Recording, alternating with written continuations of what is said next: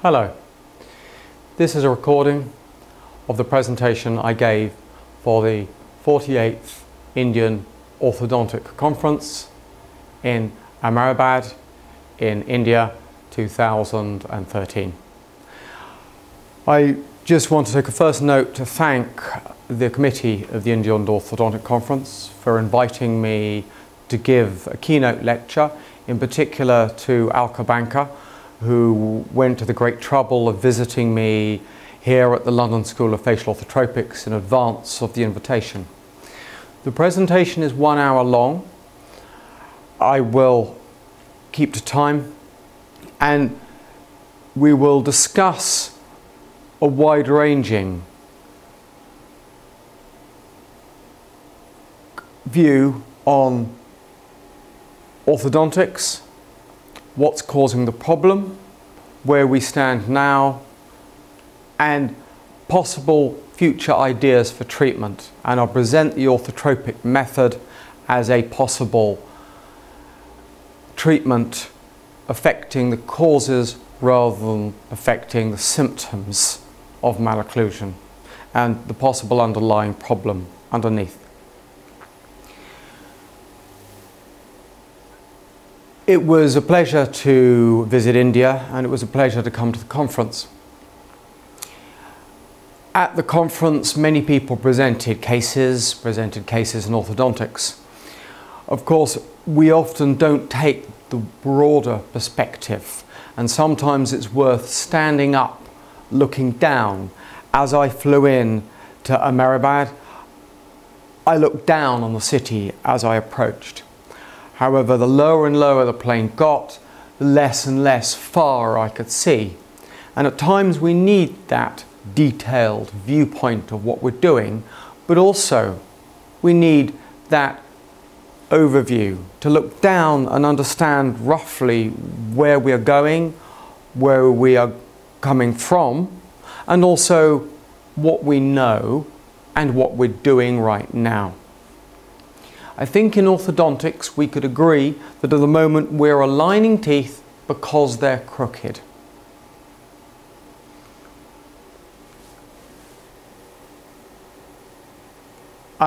We could ask what the knowledge base of orthodontics is at the moment. And the knowledge base of orthodontics is that we can move teeth. We know we can. We can reposition the bone, usually surgically, although we have had some success, sometimes anecdotally, with functional appliances. And sometimes the results are stable, sometimes the results aren't stable. Everyone can showcase examples of either. We also know that anti-rotators are easy to treat. They tend to be more stable. I think in this conference, as in most other conferences, anti-rotators are the ones that are shown on the presentations. They're definitely the cases that are shown in papers, case examples in the literature, and on your website. If you have a good anti-rotator, you can show the case on your website. They look great. Of course, posterior rotators aren't. They don't tend to be stable. They're exceptionally difficult to treat. They relapse. They can become more vertical or posterior while you're treating them. They're the cases you don't want to show your friends. We rarely see people's failures presented, which limits the scientific value of a lot of orthodontics research and orthodontic conferences, seminars, presentations. We are limiting ourselves by not showing our failures. And of course, benefits. Unfortunately, there is no long-term research showing orthodontic treatment is of great benefit, particularly not a detailed approach to orthodontic treatment. India is moving from having mainly extractions or non-extractions with fixed appliances, removable appliances, towards using fixed appliances. The long-term research doesn't suggest that gaining the better result that we certainly can with fixed appliances tends to stay. The results you could get with a removable appliance in the long term seem to be as good as any other result. There isn't any long-term research showing great benefits, which is a shame, and we should be asking ourselves why, rather than saying, oh, now we are different from how we were treating 20 years ago when we started this result. That, I think, is a little bit of an excuse that's been used too much. If we look at the evidence of any particular scientific subject, it could be broken down into these subjects: the etiology, epidemiology, pathology, treatment, and cure. The etiology has been a problem within orthodontics for many years. We understand about 5% of the etiology of orthodontic problems. It's definitely an area I will cover as we go through. Epidemiology, well, we have CPITN, we have PAR. However, coming from a country that has a socialized medical system and being trained in Denmark, which is a country with a very socialized medical system, when you actually have to decide if a case is a case to be treated or a case not to be treated, the lines are not so black and white. The systems of measuring orthodontics are fuzzy. They're not very specific. And we don't really understand where malocclusion came from, where it started, which groups were first affected, and we don't have a clear passage of time. Pathology, well, it's assumed malocclusion's genetic, and pathology is rarely talked about. It's not a well understood concept within orthodontics. Treatment, well, I'm almost worried about the plethora of different treatments. At this conference, there have been many different treatments shown, and as is usual, there will be a study that comes with that treatment showing that this treatment is better than another treatment. It always seems to be better than another treatment. I've never seen a new treatment regime lectured on, debated, published without the study showing it's a better treatment. There's a saying that if you ask 10 orthodontists for an opinion, you'll get 10 completely different opinions. I've also tried, when we were studying, asking our teachers to treatment plan the same case on different occasions, and I would usually get different treatment plans, which suggests that you ask one orthodontist 10 different times and you will get 10 different treatment plans. If I went to a cardiologist or a group of cardiologists and asked them once or multiple times, I would expect the same treatment plan.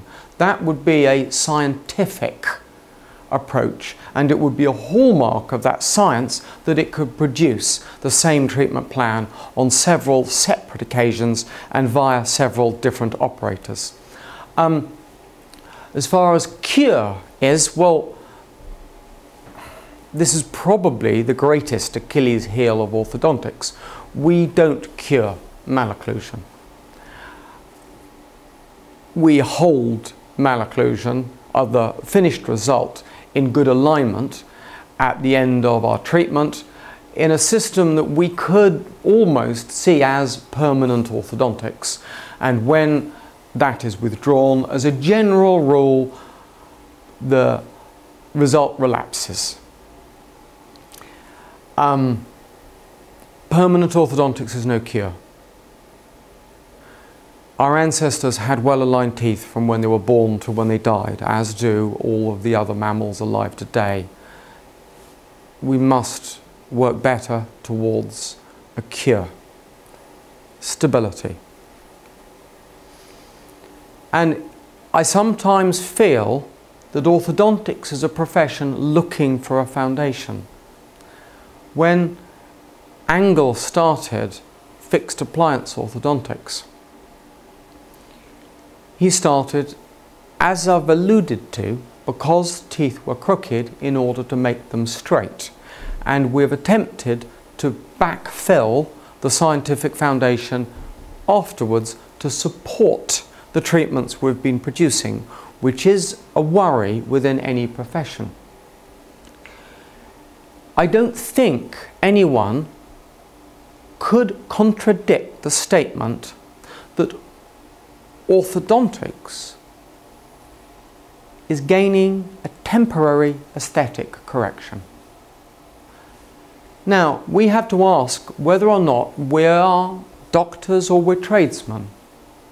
We have to ask ourselves whether we're shifting units, like air conditioning units or cars, to a population where we hype the benefits and we avoid telling people the negatives. Because that's being a tradesman. We need to be finding the causes and treating the causes, because that's being a doctor. And that's why we're qualified for being doctors. And in somewhere like India, where the orthodontists are stating that they should be doing orthodontics rather than dentists, well then, I think within that argument, it's up to the orthodontists to stand up and do the right thing, be doctors, or else how can they claim or ask to have orthodontics to themselves? Now, when we do know so little, I feel it's best to start from the bottom and work up. I think it's best to start with the etiology. If you understand the etiology, the rest should follow, and this is where you should start. Now, the etiology of any problem must be a mix of the genes and the environment, since this is the cause of any problem. Now, this is an illustration taken from Prophet's textbook, which is the leading textbook in the world. It discusses the level of malocclusion of a known cause. He suggests that malocclusion is prevalent in 40% of the population, to a point where it requires some form of treatment or therapy. With 60%, he suggests that 65% of the population has some form of malocclusion, with 35% not having malocclusion, which is debated. Some researchers now are suggesting it may be as high as 85% of the population having some form of potentially treatable malocclusion. Either way, currently we understand 5% of those malocclusions, which is worryingly low. And when we consider that this includes the syndromes, the pathologies such as trauma, infection, other diseases, we must come to the realization that for the average child that comes in to an orthodontist's office, we don't know what's causing the problem. We have literally no idea. Now, we do know that the teeth sit in a balance between the lips and the tongue, or the cheeks and the tongue. I am worried that, considering the levels of relapse, of near universal relapse, we're doing very little about this. Profit vaguely alludes and hardly mentions any form of therapy, such as orofacial myology, that could affect these soft tissues. And I think that's a little bit of a disservice to our patients that we're providing. To look at just 2 papers of research. Corricini, who is an excellent author in my view, has done many papers. I quote one here because it's a particularly significant paper, of 385 pairs of twins from 4 different nations. He noticed heritability estimates ranging from 0 to 40% that were erratic in individual tooth positions. So, such as overjet, overbite, the sagittal-molar relationship, cross bites, didn't seem to be related to a genetic etiology. Carroll's in Belgium, looking at 70-odd pairs of twins, noted that the genetic determination for growth of the cranium for the vertical dimension was 72% and for the horizontal was 61%, which gives 38% of the vertical and 39% for the, 28% and 31% of the horizontal that was determined by the environment. Now, of course, as any study's data is presented, these were averages. Now, for an average case that comes in to my surgery, this level of variation can be completely explained by the environment, and that could explain all of these cases walking in. We then consider that either side of the average are some cases with very small variations and some cases with larger variations. This could account for all of the even gross variations we see. So the environment could cover for a large percentage.